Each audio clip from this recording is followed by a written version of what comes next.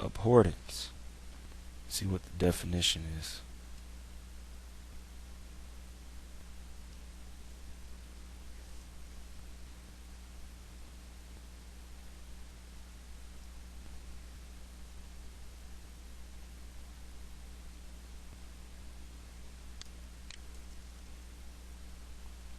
It says abhorrence, which means a feeling of extreme repugnance or aversion, utter loftiness, abomination.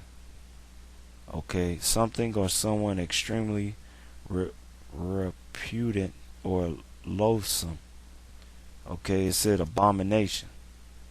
Let's look up abomination, because the scripture is going to make reference to the flesh of swine as an abomination. Okay, all right, and this cuts you Native Americans and you Latinos that like to eat swine, man, because your forefathers weren't eating that until they were basically influenced by the so-called white man.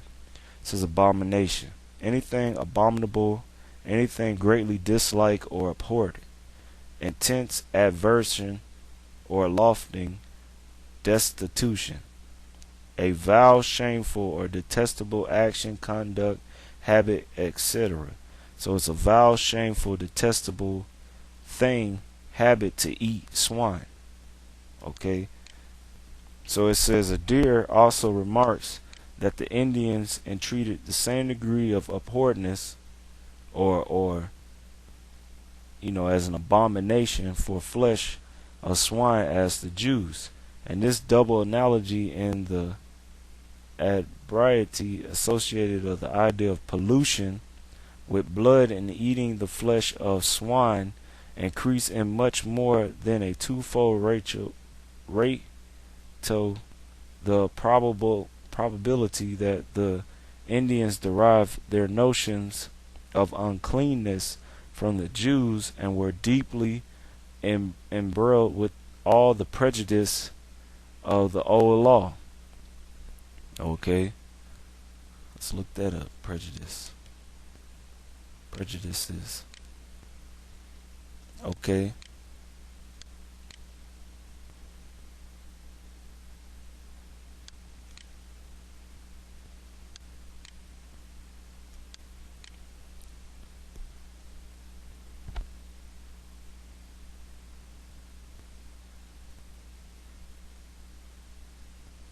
See what this word prejudice means, because people like to use it all the time, but sometimes they probably use it out of ignorance. Prejudice. It says an unfavorable opinion or feeling formed beforehand or without knowledge, thought, or reason. Any preconceived opinion or feeling, either favorable or unfavorable. An unreasonable feeling, opinion, or attitude, especially of an hostile nature, regarding in racial, religious, or national groups. Such attitude considered collectively damage or injured determined. Okay, let's keep going. Without dismiss, damaging, or otherwise affected a legal interest or demand.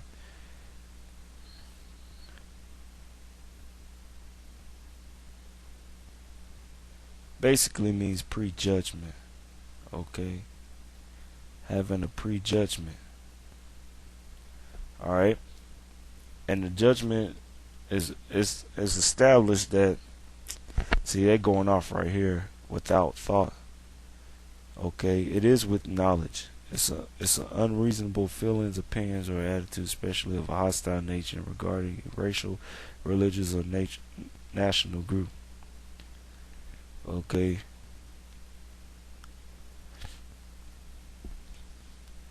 Let's go to this.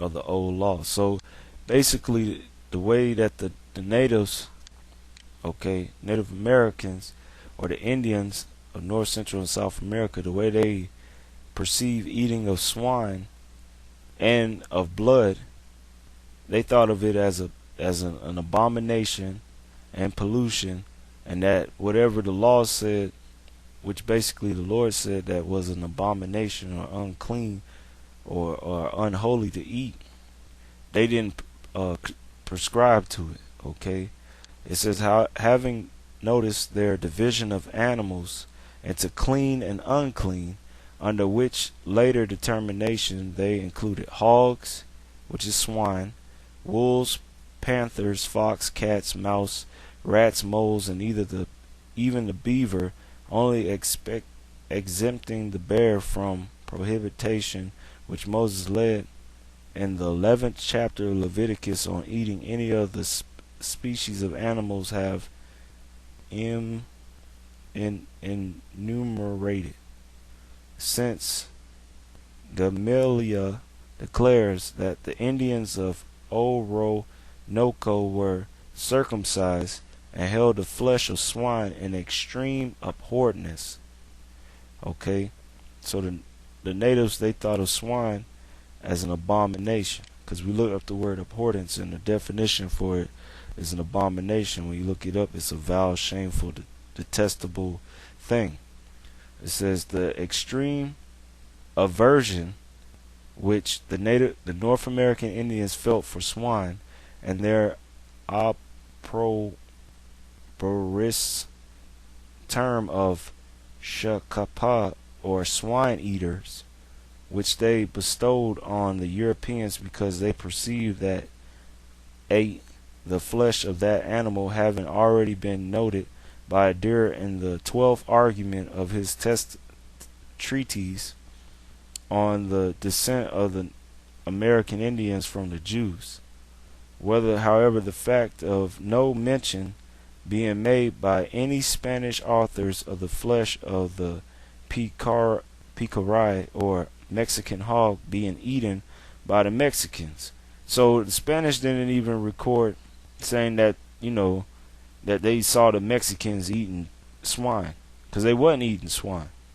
Okay, it says being eaten by the Mexicans, or that the animal being domesticated among them, or sacrificed in their temples, or even offered as provision to the Spanish soldiers, before whom they placed all kinds of food when on the marches through their country, can be considered a negative proof of the Mexicans in treating the same aversion for swine as the more northern Indian tribes.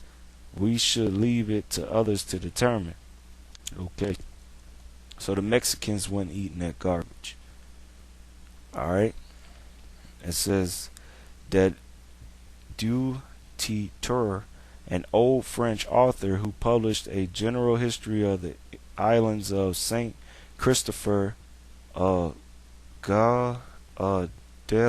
lo Fee, and Martin Acqui in the year 1654, remarks in the 3rd section of the 1st chapter of the 5th part of that work that the Indians, either of all or some of these islands, abstain from eating the flesh of swine, and also many kinds of fish, which it is recollected that the groups of islands, of which the 3 above mentioned formed a portion, were originally inhabited by the Caribs, which the Caribs will be the of the tribe of Manasseh.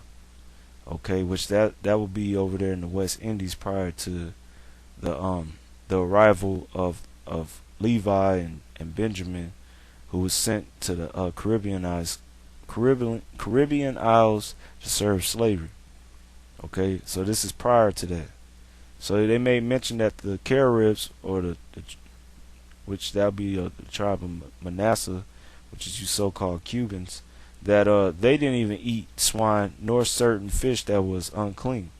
It says in that they were people from the adjacent continent, and by the tribes dwelling in the venture of Orinoco. This fact will not appear too extraordinary. Okay, the last 2 excerpts go to something else. Okay, so it made mention about them not eating swine. Okay, and they had a hatred for it. So let's get into the scriptures.